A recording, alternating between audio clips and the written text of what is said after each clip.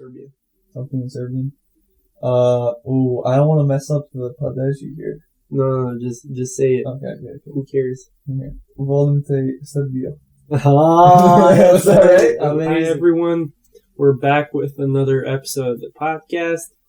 Today we have one amazing guest here that has actually been in Serbia for a few times, which is great because that's our topic today, Serbia and all the good and bad stuff that we have here. My guest today is Will Kappen, my roommate from college. How's it going, Adrian? Great. How are you doing, bro? Fantastic as always. Fantastic? Most days. I feel like you would actually be sad because you're leaving Serbia in a few days. It hasn't hit me yet, but I think on the way there. Maybe even probably before that, but yeah, I'll be sad leaving for sure. It's always the most difficult part of your trip. It's the worst because you're sad that you're leaving, and then you're like, I have to go through so much hell through all the airports for nothing, just to get back to my bedroom and sleep. Right. There's nothing to look forward to, like, on the way there. We're not going to go through your 30-hour trip back, but it's going to be rough. Four airports? 1, 2, 3, 4? Yeah, 4 airports. And a bus. I've had worse, surprisingly, but this will still be pretty bad. You can brag to the people listening. When you were coming back from... Colombia, but... Damn. Yeah, You're just all over the place. I completely screwed up that one, but anyway. Okay. Why don't we start by talking about how we met? I already kind of spoiled it by saying you're my friend from college, but why don't you tell our little love story? Yeah, so I'm from Milwaukee, Wisconsin, and for whatever reason decided to go to Minnesota State Mankato for college, and didn't know anyone from my high school, period, who was coming there. And randomly, there was a Serbian guy on my dormitory floor. And, we went to the same, meet up the first day of college and quickly became friends after that. And then throughout our freshman year, we were really good friends. And then you just, I don't know, throughout the year you talked about Serbia and then you offered that I could come. And I came and now I'm here for the 4th time. We'll talk more about that in just a second. Just a quick shout out to our 2 friends from freshman year that we also really loved hanging out with. Hamza, our Moroccan friend from France, from Paris, and Peyton, our friend from Minnesota. Yeah, and one day I think we should all rendezvous in Serbia together, like old time. Morocco. I want to go visit Morocco. I'm down for that. Yeah. Okay. So you said you met me, and because I offered, you decided to come. That doesn't sound too exciting. Okay, but you actually never left the country, correct? I went to Niagara Falls in Canada, barely, and then drove back to Canada. But Canada is just a more liberal U.S. So same culture, for all same intents and everything. Purposes, yes, I never left the country before I came to Serbia. And you came to Serbia. Yes. Not France, not Italy, not, I don't know, Mexico. Yeah. Serbia. Very unique first country. And, I can't remember exactly what gave me the urge to be like, alright, I'm going to start. Did they talk it up at all? Do you remember? Yeah, throughout the year, before I met you, I had limited knowledge of Serbia. You met my friend Sara, remember? I feel like you've met a few of my friends just by me talking about them, and then like over the phone in the dorms, and then you talked to them also. Yeah, so I talked to her before coming, and I think you showed me a little bit about Partizan and the sports culture and maybe a little bit else, but I didn't have a strong affinity before coming or knew exactly what I was getting myself into before coming. But we had even just that year we'd become really good friends, and I had. When I was younger, I didn't have a strong desire to travel a lot, but I think, throughout the year I had an itch to do it, and I thought it would be really cool to come see my great college friend in his random country. From my perspective at the time. Right. And then when you got to Serbia, then your itch for traveling really started because you went to other places after that. Yes, that was definitely, after I went to Serbia, I knew for sure that like I wanted to travel and see a bunch of different things. So, I got back in August of that year, and then in December I went to Peru, and now I've come back here multiple times. And right, and we went to other places in Europe, just so listeners don't think that I didn't let them visit any better place in Europe. We went on an amazing trip to Greece together for 2 weeks, 10 days, and Budapest for like 5-6 days. Mm-hmm. Met some cool people on those trips as well. But why don't we go back to you landing in Serbia in Belgrade? Me and my dad picked you up. Yes. What were your first impressions? Because you actually worked your ass off the whole summer before that, like 2 months. Yeah. Just briefly go through what you did so you could afford to come to Serbia. Yeah. So, because it's I knew I had to save up money for the following school year and have money to travel and stop work early in the summer. But I worked 2 jobs, both manual labor jobs. One was overnight shift in a factory. The other one was digging holes, pouring concrete, and setting up basketball hoops. And it was about 70 or so hours a week. And then I think I worked 60 consecutive days without a day off. So that was the hardest I've ever worked in my life. But it was just so he can come to this great country. Yes. So to all you people that complain, that's just trying to find excuses. I have limited sympathy now for people who complain about work. It's like, all right, No, I have limited sympathy for people in Mankato that women. Oh no, I just don't have the money to travel. And and then they spend $100 at the bars. It's hard to, justify traveling when you see like a big flight price, but they end up spending a ton of money on things that don't really matter, and if they actually value traveling, they could easily save up. Plus, it's very inexpensive when you go there, as long as you're not staying in 5-star hotels and going to the best restaurants every night. So, we picked you up. Drive over to our apartment. Do you remember any of your first memories of even the airport, the first people that you saw? I would say first off, when I was flying down, and you can start to see the city and stuff, just thinking it was so weird that we had talked about me coming to Serbia, that I'd actually I'm in this weird place and I'm coming to visit you. But yeah, I mean, for sure, even just the first drive, immediately, it's completely different. You can't find something within the U.S. I couldn't travel to a different part in the U.S. and be as mind blown by the differences. I mean, at the end of the day, we're all human. It's all roughly the same, but immediately you can tell the architecture and the cars are even look a little different, and I've become more used to things in Serbia now. But I remember the first time, things just look different. Things are just done differently. Yeah. Okay. Cool. So picked you up. We got to our place. Let's say it was after lunchtime, 4 or 5 p.m. And then I remember I asked you, my favorite team from back home, Partizan, they're playing a semi-big European game. Do you want to go to the game, or do you just want to chill? Because you worked overnight shifts and all this for 60 days straight. You said, let's go to the game. Why not? Can you tell? So the first game we played a team from Montenegro, and then 2 weeks later we played a team from Greece, Olympiacos. Why don't you tell us about both of those experiences? Yeah, so you had told me a little bit about the fan experience of going to these games, and you're hyping it up. Oh, it's a big deal, or whatever. I'm like, oh, whatever. You're biased. That's your country's. That's your team's. Whatever. We have this team. This team has great fans. It's loud. Whatever. And then you go even to the first game, which was less big. You can immediately tell that the vibe of the game is just completely different, and it's actually things I thought of growing up.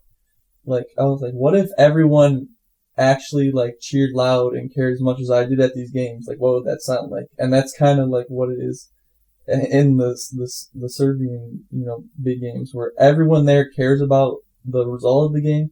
Everyone there's yelling. I mean, it's even above that because people are throwing firecrackers, etc. But it was the games I've been here are unlike anything I've ever been to in the U.S. And let's just briefly talk about. I went to, by the time we talked and we hung out in college, I went to NBA games and we went to some college games. And I was like, bro, this is BS. Only because I loved the NBA, the quality of play and stuff. I went to regular season games, but I watched the Golden State Warriors in their first year. They were amazing. It was big fan of basketball. It was like listening to Mozart play live. Like how good they played. It was really special to see. But then you saw all these, fake fans. First of all, a lot of people came only because it was the Warriors, not because they cared about the Timberwolves, the local team. All these cheerleaders, okay, if this guy misses both free throws, everyone gets a free pizza. Okay, free shirts, everyone goes crazy. And yeah, I was very disappointed. And throughout my years in college, I felt like, what is this? But then you start to understand, like, the people that go to games here, it's never really full and crazy until a huge team comes, because the average fan or a below average fan don't go to games. And below average fans and average fans go to games in the U.S. because of all this extra stuff that doesn't have anything to do with the sport. So it's business. Here, a lot of sports teams are financed by the country, by taxpayer dollars, or dinars in this case. And in the U.S., that's not the case. It's just for profit. If we sell one more ticket, that's one more dollar in the pocket of the owner of the team that we could put in, reinvest, get better talent on the team, whatever.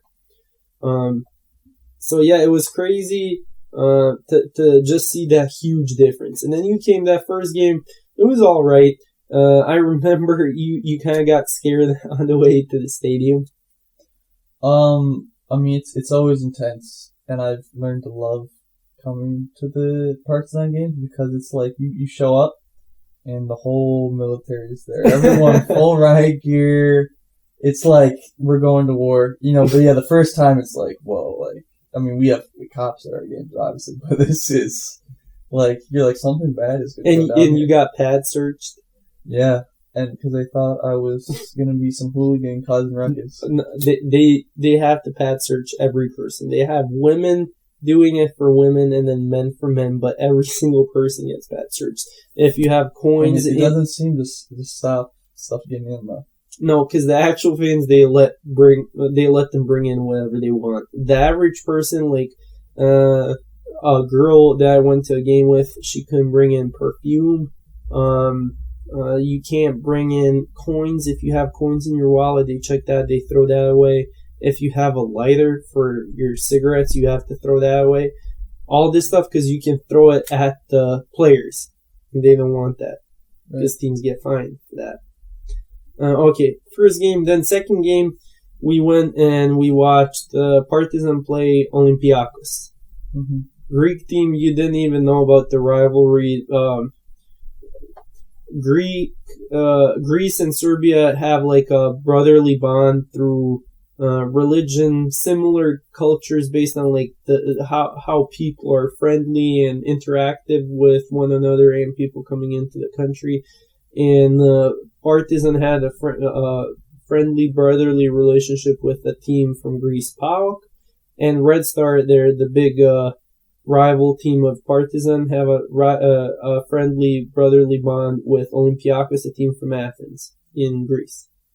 So it was like, it wasn't like the Belgrade derby, but it also kind of was, because there was Red Star fans that actually, if there was away fans, because no away fans were allowed, the section would be full of Red Star fans and then some fans that traveled from Athens, 100%. Right, yeah, that I think is the best game I've been to here. and that was unbelievable. And yeah, you said the away fans weren't there. Like, I still haven't even fully experienced like full on 100% craziness, but even what I've seen has been like unbelievably like amazing, crazy, but also like amazing just to see. Like, the game just means so much. Like, every little thing, like it's so, as a big sports fan, like it's like the coolest thing ever. And you even saw us score because we were down 1-0, then we equalized, then we ended up losing 3-1. But you saw us score to equalize. Yes, when we equalized, that was special. That was awesome. Celebrating that goal. Jamie, pull up that video. I'll have it played in the podcast so people can see how crazy it was. But what was I gonna say? Yeah, but I don't know. That game, yeah, really good. We ended up losing.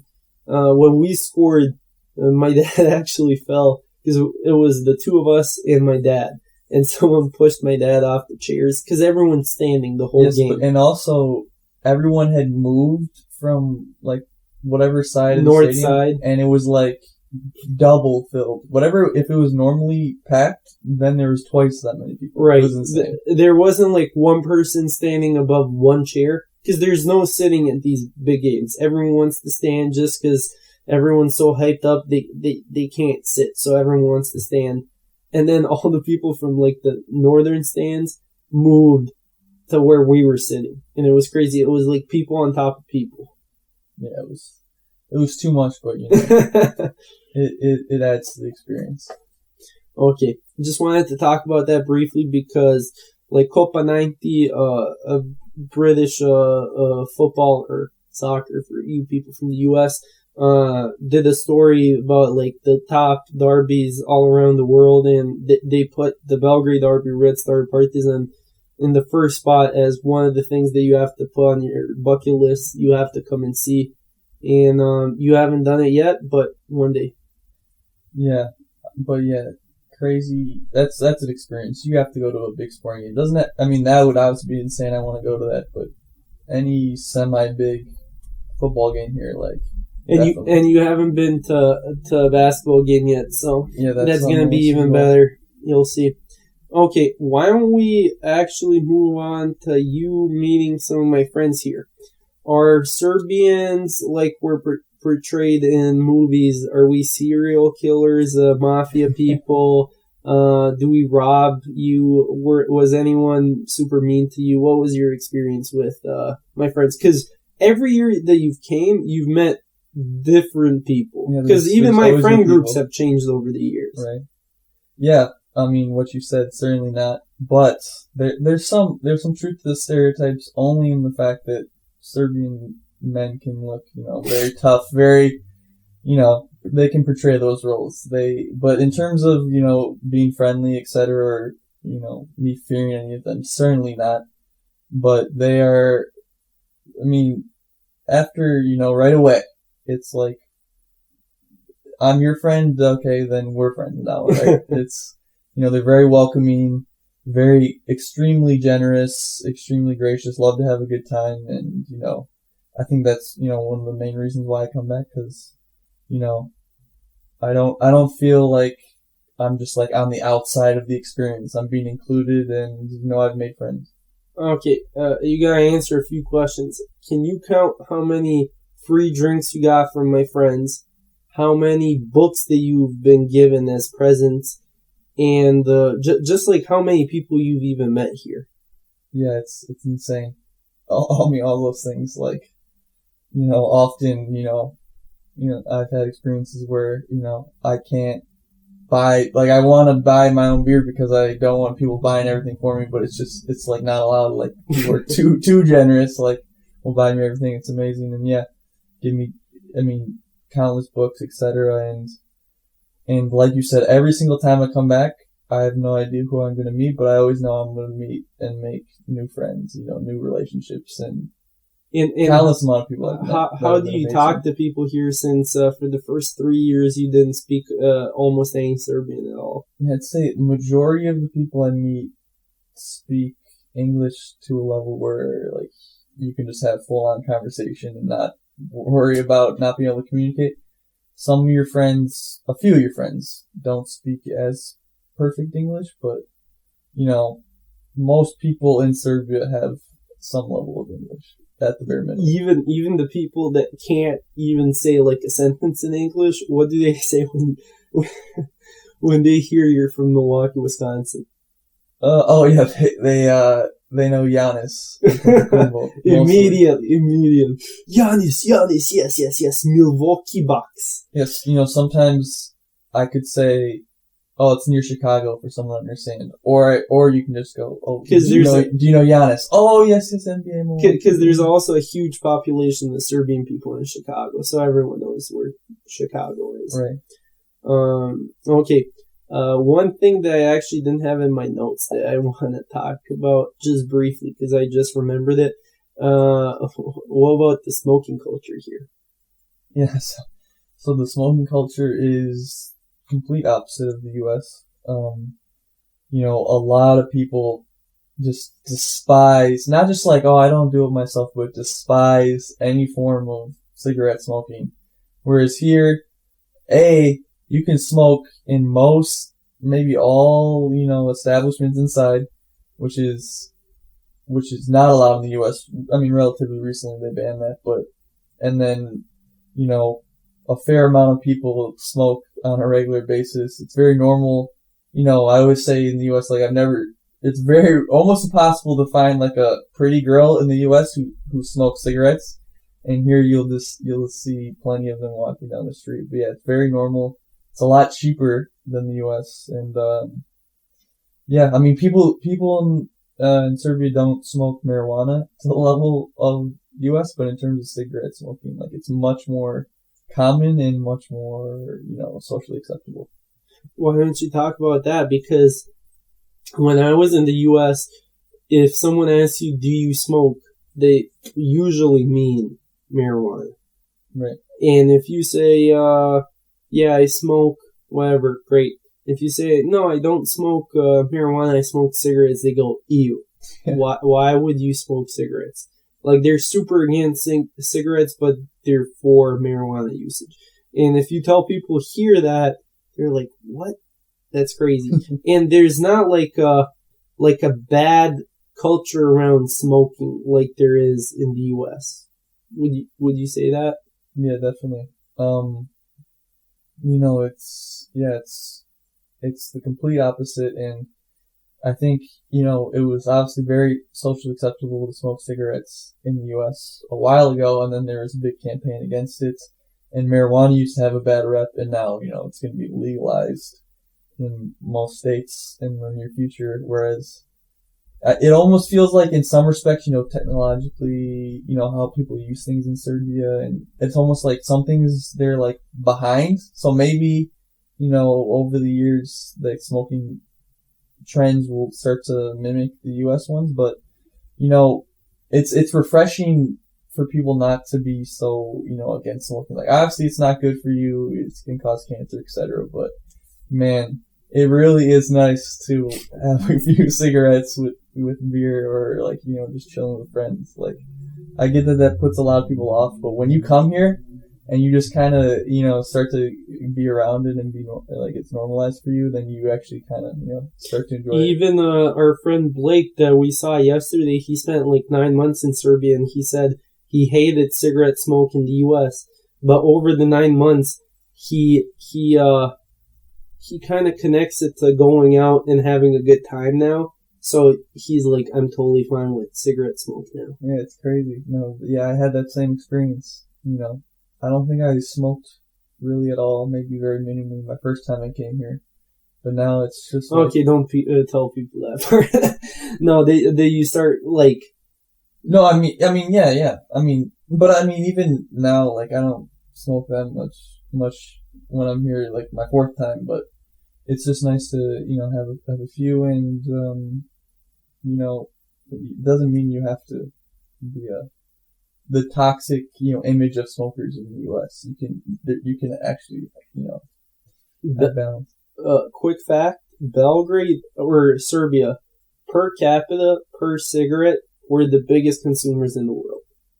That's crazy. I mean, I feel like the people I've been around who don't like smoke ridiculous amounts, but maybe it's just the average person smokes. I knew people in high school that smoked 2 packs a day. That's crazy. In high school. Yeah, I mean, yeah, that's too much. Okay, let's talk about you. You've been to some bigger cities in Europe: Budapest, Athens, Vienna, Prague. Berlin? What would you Munich? What would you say about Belgrade, and how did you like it on its own, and then compared to those other places? Yeah, Belgrade's a really interesting city, and is a lot different than a lot of the other, maybe more classical European style cities are. But it's crazy busy. It's but busy in a good way. There's always something going on.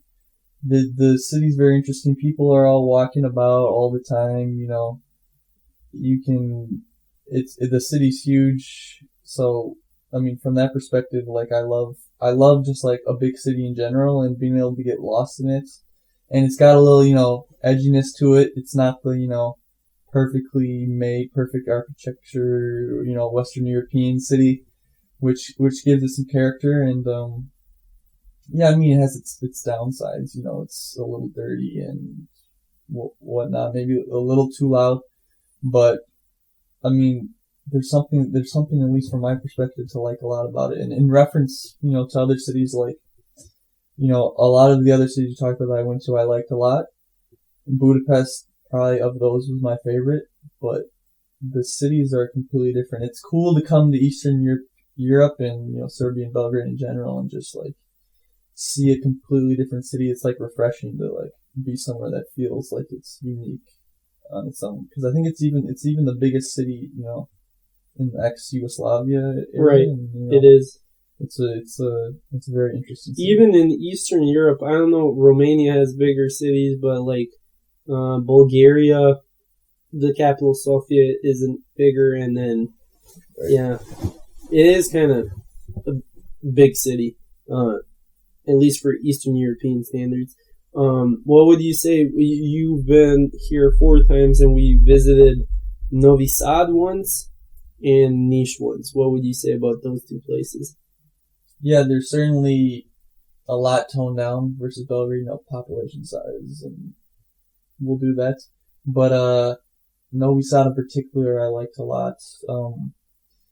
It was a good mixture of like, it had enough people where it didn't feel like a small town, but it wasn't like crazy, and I think it was pretty affordable.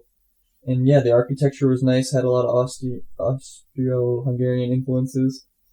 And, yeah, I like that a lot. Niš, was a good city as well. I would say I prefer Novi Sad of the 2.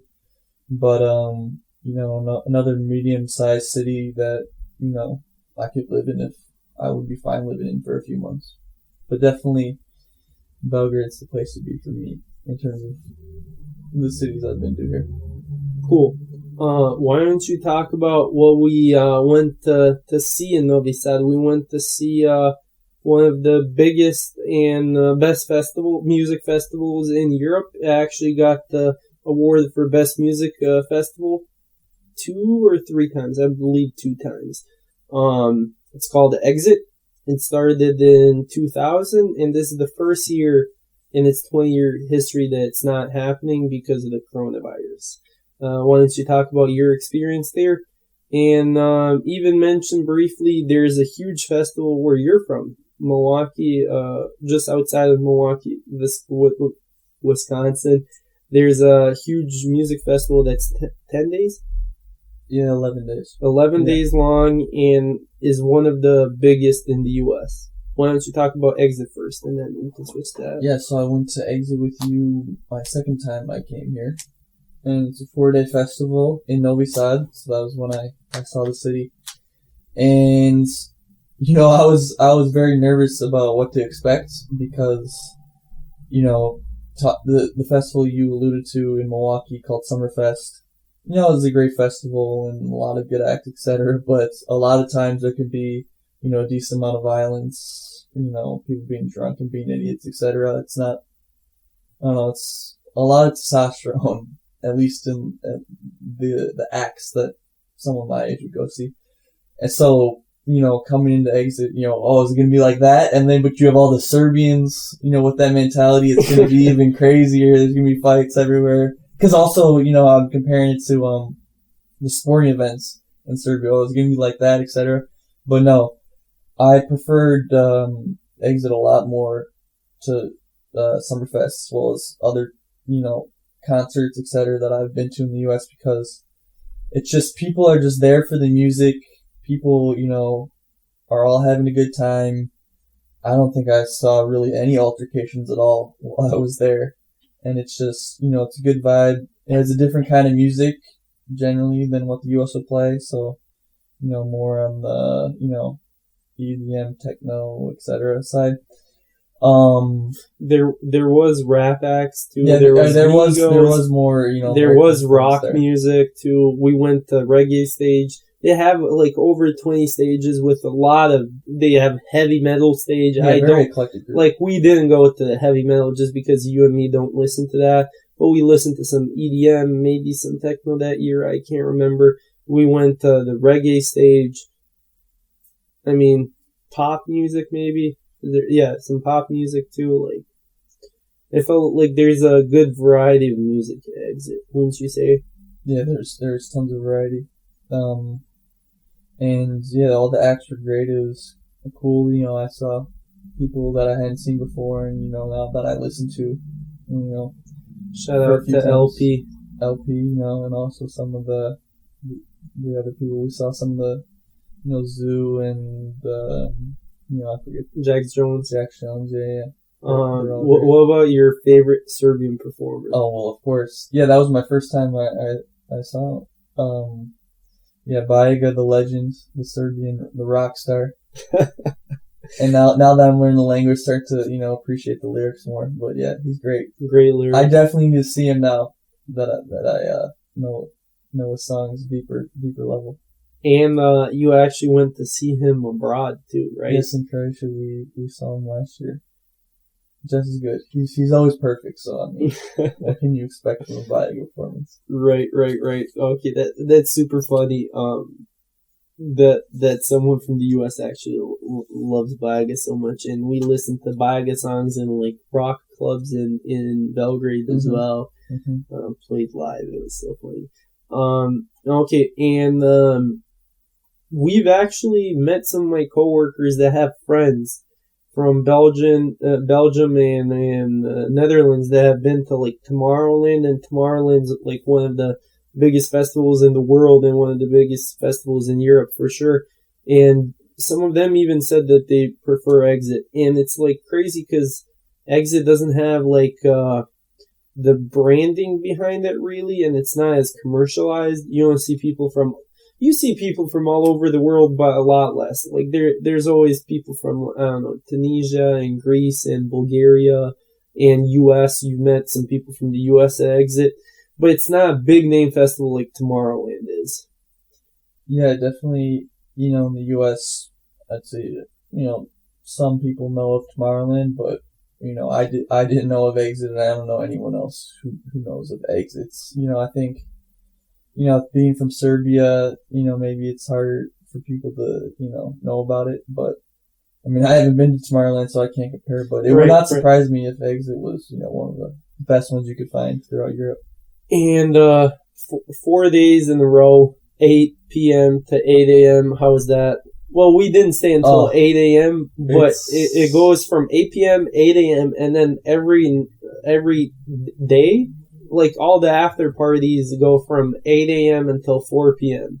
Yeah, it's. I mean, we didn't do the full craziness, but it's too much. I like it. It's fun and it's different because the U.S. like never done that. Staying up when we've passed the sunrise, like it's just light out. That's insane. And, that's the culture in Serbia in general. I don't like the U.S. that ends at 2, but also, or the bars, etc., end at 2, but also the fact that, it's common. We start the night at midnight and then we see the sun come up. It's pretty crazy. Not good for my sleep schedule. But if you do it like that, then if you party on a Sunday, you can just go to work at 9 a.m. Right, yeah. It makes sense. I mean, that would be an experience. I have not done that. I have some friends that have done that even at my birthday party. Trophy. He did that actually. Oh, that's crazy. Like 7 a.m. and then went to work straight after. I just can't imagine the next day at work. That sounds terrible. Right. And just one thing to bring up, Exit also has their own camping site where you can rent a tent for something crazy cheap, like 20 euros for 4 days. I mean, you're sleeping outside, but a lot of people go to music festivals, especially because of that experience also. And for Serbian people, it's 50 euros, $60 for 4 days if you buy it right when tickets come out, the early bird tickets. And then because it's subsidized by the government, if you're coming outside of Serbia, the tickets start at 120 euros, which is like $150, a little bit less than that for 4 days, which when you calculate it, it's less than, it's like $35 per day, which when I went to the US, if you go to a concert, concerts can go $60, $70, $100, depending on who's the artist, where it's at, etc. Yeah, and what Tomorrowland is like triple that price. So. Tomorrowland, I talked to my friend, starts around 150, 200 euros for 1 day. And this was 4 days. Yeah, no, it's a great deal. It's a fantastic deal. Even for the increased international price, it's no problem to pay for that. Would highly recommend if you have the opportunity. And at least once. Did you get a chance to really talk to people and get to know some folk? Like, not get to know them, but just interact with people at Exit. Yeah. Other than my friend group, you always meet people, and everyone generally who's at the festival is fun and outgoing, and if you're all there for the music, you can generally connect, and yeah. Big thing that people always ask me when traveling abroad is how's the food? What's Serbian food like? Is it a lot of pasta? No. Is it a lot of rice? No. So what is it? And I always used to say, oh, it's just like your guys' barbecue here in the US, but it's completely different. So they're like, so what does that even mean? Why don't you talk about your first year experience eating in Serbia and then how it's changed over the years? Yeah. So, one word to describe Serbian cuisine is certainly just meat. And, different varieties, obviously, but, a lot of meat, a lot of dairy, a lot of cheese. But, I mean, my first year when I was here, pretty much everything I had was, really good. Maybe not always the healthiest if you're constantly eating the classic dishes or whatever, but, I mean, in terms of taste, and you can get stuff so, affordably here, like, you can't go wrong. And then, so right after, actually, when I returned from Europe my first time, I became vegan, and been like that for the last 3 years. So now I can't have the meat heavy dishes, but also basically around every corner there's bakeries where with everyday freshly made stuff, all very cheap, a wide range of things you can get. So that's always a staple, at least in the morning, that you can eat stuff in burek, which is, Turkish. It comes from Turkey because, Serbia was under the Ottoman Empire, that's a staple. That's classic Serbian cuisine. It's just fantastic. For all the Bosnians listening, they're not going to like this question, but what's your favorite burek? Filled with what? Spinach. Spinach. Yeah. Okay, cool. I'm aware of the, The only thing burek is with meat. Yes, Anything else isn't burek. But you ate it with potatoes, spinach, cheese, meat the first year. Mm-hmm. I don't even remember. You had some other ones, but spinach is your favorite. Cool. What about beers here? you're a big beer enthusiast. Yes. Add Will Capin on Untapped for all you beer drinkers. You've tasted over how many beers? A few hundred. I can't remember the exact amount, but yeah. Mostly craft beer. But in there's two comparisons. In terms of the nationally, brewed beers that you're gonna, cheap compared to Coors Light, Miller Lite, etc. in the US, they're extremely affordable. You can get them anywhere, and relative to those, they're pretty flavorful, easy to drink, but they're not as watered down as the US variety. So in that aspect, they're great. I love them for what you get for the price. And then, especially this year, I've put a focus on the craft beer side of Serbia that I hadn't really been trying, the Belgrade beers. And, majority of the craft beer that I've had here is, really good. Maybe there's not as many breweries as, some of the big cities in the U.S., but, the amount of, I probably tried 10 or so beers since I've been here this time that are craft beer. And, majority of them I've enjoyed. So, yeah, I'd say overall the beer scene's pretty good in Serbia. Shout out to Gvint Brewery. There's a few. Okay, cool. A lot of Serbian people ask you when they meet you, why the fuck are you in Serbia? And then when they hear it's your fourth time here, they're like, why do you keep coming back? So I'm going to ask you the same thing. Why do you keep coming back? Yeah, I mean, I guess I fully understand from just a random Serbian person's perspective, why is this American who's, being from their perspective, this amazing country, why is he not only just decided to come here once, but now has decided to come here 4 times? So I understand that, aspect, but when I come here, it's totally different from the U.S. So from that perspective, it's refreshing to come back and see a different place. But, most importantly, like we talked about, the friends I've made, coming to see you, coming to see, your family, your parents, etc. If I did feel like I was so welcomed, like it was like I'm family or whatever, maybe I wouldn't come back every time. But, first and foremost, I love to come see the people that I've met from previous times, and I always know when I come back I'll meet new people. And then beyond that, I love exploring, so I want to, fully experience Serbia more, and then, I wasn't able to this time, but it's cool to also, jump and see other parts of, Right, we were going to go see the more nature side of Serbia. Right. Both Uvac and Golubac and other places, but we just Corona really screwed us over. I mean, this is my 4th time. You're like, if you've been in a country 4 times, like, you must have seen every cranny. But, I still have justification, Bro, I've lived here for total, I don't know, 18 years of my life fully, and I still haven't been to any of those places. So even my 5th time when I finally return, there'll be plenty on my list. Right. So, yeah. That's cool to hear. Okay, and this time around, you decided, before the coronavirus started, to start learning Serbian.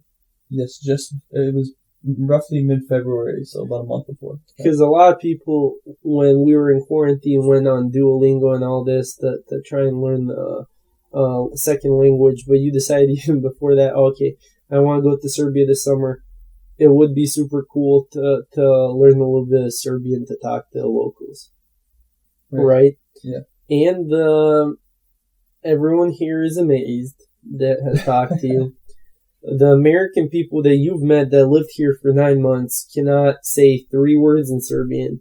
And you, in 5 months in the U.S., have really gotten yourself to, okay, not like an amazing level where you can talk about astrophysics with people, but you can have basic conversations and say basic things. How was that process like, and why did you even want to learn Serbian? Yeah, I mean, in terms of where I'm at right now, there's a lot more to learn. When you start really getting over the initial hump of the language, it's good, but then you also see how much more you have to go. But yeah, I'm proud of the progress I've made so far. In terms of deciding to learn it, for years, I guess when I started in high school, like I didn't take language that seriously, but ever since I started traveling, I realized it's a dream of mine to speak a second language, and then it just seemed natural to me to learn Serbian, even though it's uncommon from an American's perspective to learn Serbian. Just being able to learn a language where I know people from that country that I can come and visit and come and actually practice speaking the language. If I learned Spanish, I could go to another country and try and speak it, but there's something special about people that I've already created relationships, just trying to see things from their perspective, because there's a famous quote about learning languages, roughly that if you speak to them in their actual natural language, then it hits them more. But I think also just as importantly is that if you learn someone else's language, then you can actually fully understand things from their perspective. If I talk to one of your friends who isn't that good at English, I only see a shell of the character of who they are in English. But if I can learn Serbian, I can see them fully express themselves, which I think is cool. And I'm not there yet in terms of fully understanding people, but I think as I go on, I'll get there. And I think being able to learn a language from an American's perspective that is as hard as Serbian will also give me the motivation to continue to learn more, because it would be so cool to be a polyglot and know a bunch of different languages. But I think Serbian's a good place to start, given my history over the last 4 years. And just one thing for listeners from Serbia, he can read in Cyrillic and Latin. So another thing a lot of people have asked you. Yeah, when I first started, I was very intimidated by the Cyrillic alphabet, so I just kind of stayed with Latin for at least the first few weeks or month. But I think that learning it is important because it's the traditional script of Serbian, but also it's cool to me to kind of learn a new alphabet and be able to read this thing that looks so crazy to people. And I think it takes a little bit of time, but I think it's worth the effort to put in to learn both scripts if someone's learning the language.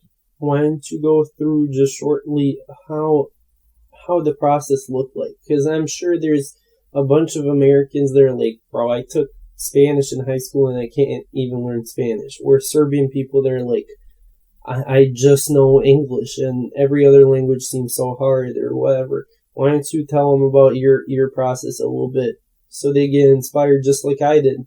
Right. So yeah, obviously this is the first language that I've taken very seriously in terms of trying to learn. So, these last 5 months I've learned a lot of things that if I restart I would do things differently. But basically, I want to do a lot of different things that are going to hit different aspects of learning a language. So first and foremost, I started out I downloaded an app called Anki, where it's just basically a spaced memory repetition learner for anything, but a lot of people use it for language vocab. So I started off putting the most common words that someone would use on a daily basis into that and learned all those words. And now every day I add most days I add 20 new words every day, so I'm continually adding to my vocab, because I think I might talk like a caveman with bad grammar, but if I can get the main noun that I need and the main verb that I need, then generally I can get through conversations. And then beyond that, I dabble a little bit in grammar, because you need some level of understanding of the structure of the language to get by. And then, trying to really listen to whatever I can possibly listen to, because the hardest thing for me is understanding a native speaker's, how fast they speak and the words they use, etc. So trying every day to listen to a variety of things. And then I think after you get past the initial vocab stage where you have some things to work with, you need to, start to enjoy the culture of the language, that they speak. So, you listen to some music or, watch movies or I read the newspaper that is not corrupt and, and just anything you can to ingratiate yourself and, cause then, when you learn stuff and then you actually like hear them say it, it's just like, I don't know, it's like you're opening up to a whole different world. You get a shot of dopamine every time you understand something. Yeah.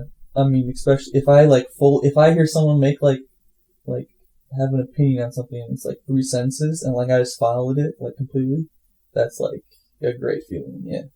And then, coming here was good to be able to, practice my speaking. And then I think, I still have a lot of way to go on that and listening, but I think when I return, I'll start to look at, finding people that I can speak the language with. Because I think at the end of the day, it's just after you have the base of vocab, it's just, repping out, listening to people and then replying to them. I think it's a long journey, but if you're consistent, you can do it. When you come back and move, it's going to be easier. Yeah, for sure. Man, I hope, I can get to high level. I don't think I'll ever be, fluent. Don't say that. Come on. Maybe. It seems so crazy as I haven't learned a language yet, but maybe it will slowly click and I'll get there. Because that would be amazing. You only have to get the accent done, and when you get the accent done, then you'll look like a Serbian mob guy from the movies automatically. That's just how it works. And then I'm gonna change my English accent to be fully Russian. Great. Okay, good. I just wanted to go through this because I really got inspired by it, and I know a lot of my friends are like, bro, if an American dude learn Serbian, nothing is impossible. Like I can learn whatever I want. I put my mind to. And I think it comes down to motivation for the language that you're learning. Like I really wanted to learn it to see. I barely knew any words my first 3 times, just the basic, funny things and whatever. But I wanted to see what it was like to actually like speak in someone else's tongue and have a conversation. But yeah, I think if you have that motivation, then it has to be pretty much daily practice. I mean, you can skip days, but it has to become like a thing in your life. Like I practice Serbian every day to some extent. Like you can't just like, I'm gonna play with this for a half hour and then next week I'll do it for a little bit. I think you gotta be consistent with your practice. But if you're consistent and you do the things I said and figure out things that work for you, I think you can learn. Yeah, not everyone's the same. Yeah, you gotta tailor. I didn't know what I was doing, and now I've tailored things to me. If you use some of my advice that I've said, then you realize this doesn't work for me. Oh, I found this new thing. You'll figure it out. What works for you.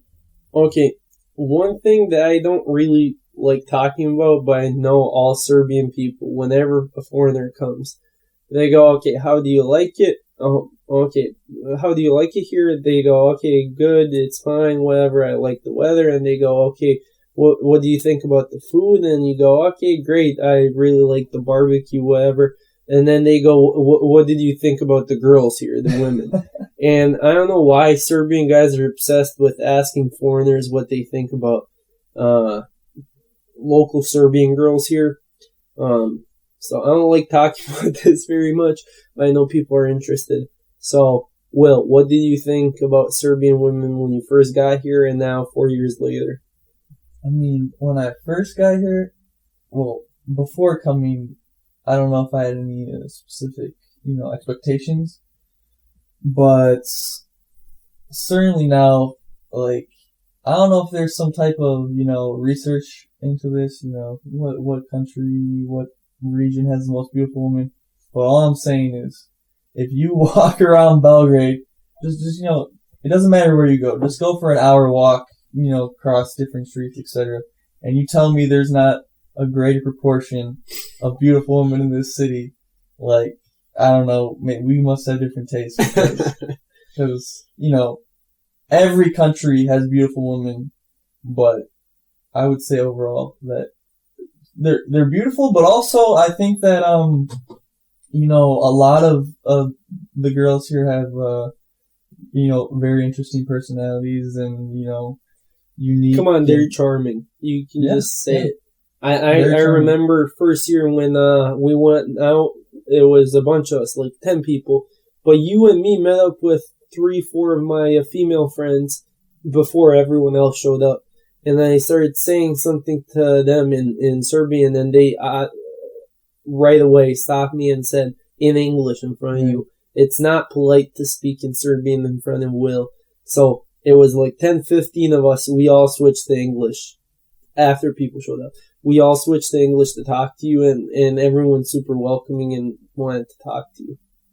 Yeah, I mean, and that just goes with, you know, what we talked about earlier about Serbian people in general. That, like, you know, they're super welcoming, super friendly, so obviously it's not just a male thing, that's male-female. So, yeah, all the...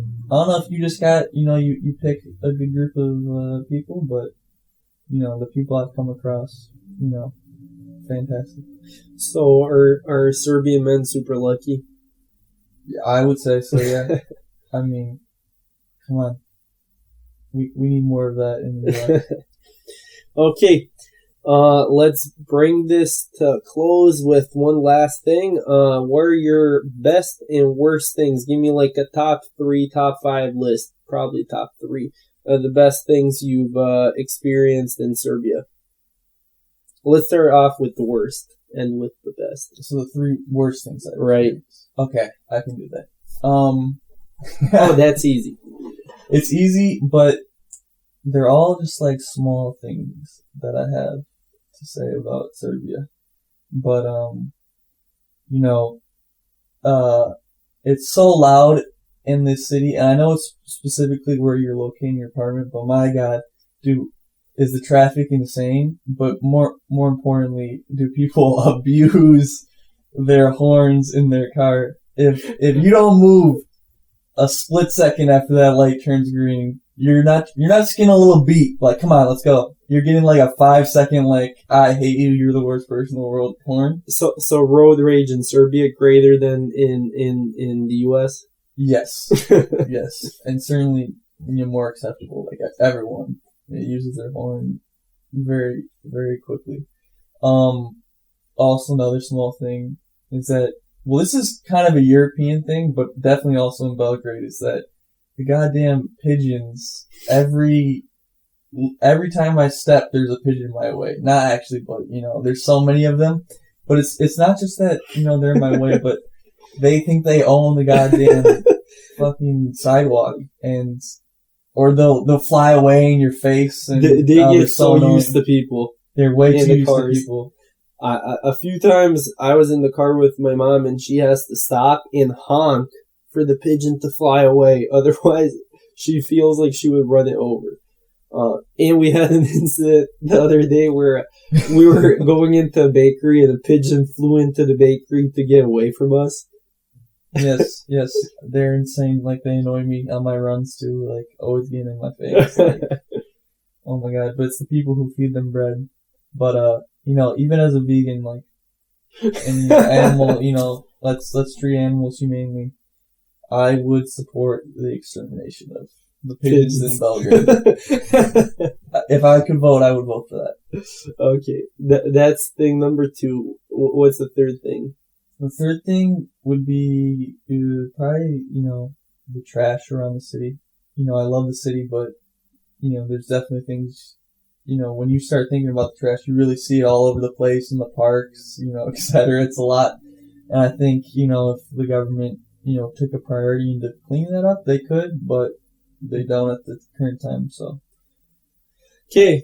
Honestly, bro, if that's the 3 worst things that you had in Serbia, that's amazing. I thought you were going to say way worse things. Maybe there could be worse things, but nothing that comes to mind immediately. Those are just like, because now I've kind of just been living here normally, and you start to pick up on like the little things that just right, because the first like 2-3 years we did a lot of tourist stuff and went out, and then here I've been working now, so you have like 8 hours a day to explore and do your own thing. Yeah. Okay, 3 of the best things you've had here. Well, I mean, we alluded to it, but maybe it needs to be said anyways. But the people here for sure. I mean, it doesn't matter what tourist attractions or how great the city is. You can do that one time. You don't really have to return. But the people are certainly what keep me coming back. And it's a wide range of people. Your friends, your parents, etc. But I'll put that as number 1. Number 2, I could say exit, but I'll just say generally, the nightlife in Serbia. Even just the house parties you've had, hang out with all your friends. The music festivals, exits, and then the nightclubs or the bars. It's always fun. And there's a better vibe in a lot of cases going out here than in the U.S. I would say. Okay, just briefly talk about that because I totally know what you're hinting at, and I've talked to people in the U.S. and they do not understand it at all. So why is there a better vibe? What does that mean for going out? Yeah. I mean, I think there's a few reasons. But I think one of the main reasons is that when you go in the U.S., this is kind of the same thing with like the music festivals. Like it's all a bunch of testosterone. Everyone's going for women, and when you go for women, you have conflicts between males, obviously, because you're fighting over them or whatever. And when that becomes the main focus of the party, then it kind of becomes more toxic and less fun. Whereas that's like kind of like a side thing in Serbia, whereas the main focus is I'm going out, to have fun, to listen to music, to hang out with friends. And obviously that's part of the reason people go out in the U.S., but you can definitely feel the difference in terms of the two types of going out. And, I just like to have fun and be a goofball and hang out with my friends. And I feel like just like better vibes when I'm here. Like, it's hard to explain words, but if you experience both, like, it's clear. It's clear as day. Okay, and best for last, number 3? I would just say, probably the sporting events were crazy to me. Just as being a big sports fan and, loving, I've been to, relatively big games in the U.S. and, I've enjoyed those, but something's more special about them here, and that's even given the fact that I haven't been to the Belgrade, the derby, and I haven't been to any basketball games, but even the stuff I've experienced, is fantastic. So if you it might be I don't want to go to Serbia, that's lame, but come on, if you come to Serbia, you'll probably meet great people. You're going to have a great time going out, and then you can have amazing sporting experiences, What's there not to like about that? So, am I crazy for leaving the U.S. after college and coming back? No, I don't think so. Hey, like we said earlier, if you can make it happen, from a financial standpoint, I would recommend, Serbia to a ton of people. Great. Thanks for your time. You're leaving in a couple days. It's going to be super sad, but we're going to wait with open arms for you to come back for a 5th time. Yes, that's certainly on the horizon, but, with the uncertain situation, we'll see. But I can't wait. Okay, any last things that you want to say? No. Come on, something in Serbian. Something in Serbian? I don't want to mess up the Padeži here. No, just say it. Okay. Who cares? Okay. Volim te Serbia. Ah, that's right. Amazing. Bro, you got some of the Padeži down. Yeah, a little bit. There's more to it, but I think if I get the core of the most frequently used cases, right, it'll be fun. Okay, and to end it off with, I think we have to say your favorite word in Serbian, doviđenja. Perfect. Doviđenja.